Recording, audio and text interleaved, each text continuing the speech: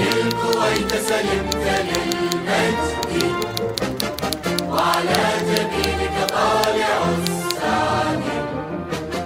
وطن الكويت وطن الكويت وطن الكويت سلمت للمجد.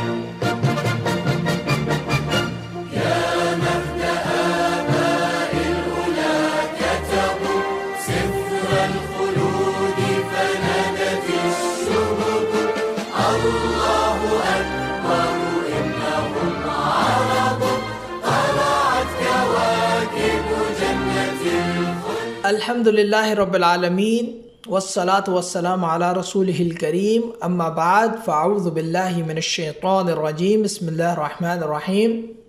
محترم و معزز سامعین کرام، السلام علیکم ورحمۃ اللہ وبرکاتہ. ریڈیو کویت کے اس خوبصورت پروگرام کے توسط سے میں کویت کے قومی اور آزادی کے پرمسرت دنوں پر اپنے جذبات کا اظہار کرنا چاہتا ہوں کہ بلا شبہ یہ تاریخی دن ہے جسے ہم 1 فبرائر کے نام سے یاد کرتے ہیں. کویت کے قومی تہوار اور یوم آزادی کا سالانہ جشن ایک بار پھر لوٹ کر آ گیا ہے، جو بہار آزادی کی یاد تازہ کرتا ہے. اور فروری کے آغاز سے ہی لوگوں کے مزاج خوشگوار ہو جاتے ہیں.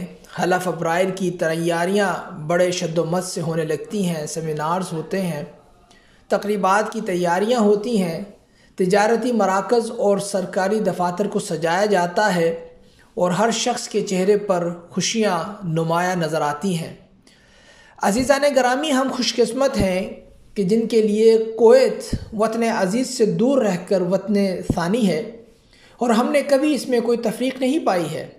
جہاں اللہ رب العزت نے ہمیں اس وطن عزیز میں رہ کر بہترین معاش سے نوازا ہے، وہیں ہم یہاں کے پرامن ماحول کے اندر خوشحال زندگیاں گزار رہے ہیں الحمدللہ.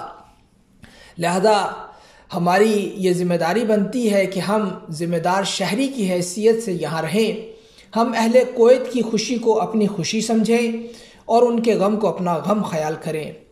ہمارے دل کویت کے ساتھ دھڑکتے ہیں اور کویت کے عوام نگینے کی طرح ہمارے دلوں میں جڑے ہوئے ہیں.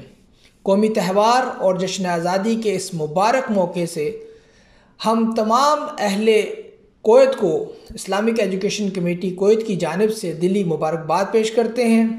ملک میں امن و امان کی بحالی، داخلی و خارجی سلامتی اور امیر کویت عزت مآب شیخ نواف الاحمد حفظہ اللہ کی دانشمندانہ قیادت میں کویت کی تعمیر و ترقی اور خوشحالی و شادابی کے لیے دعا گو ہیں.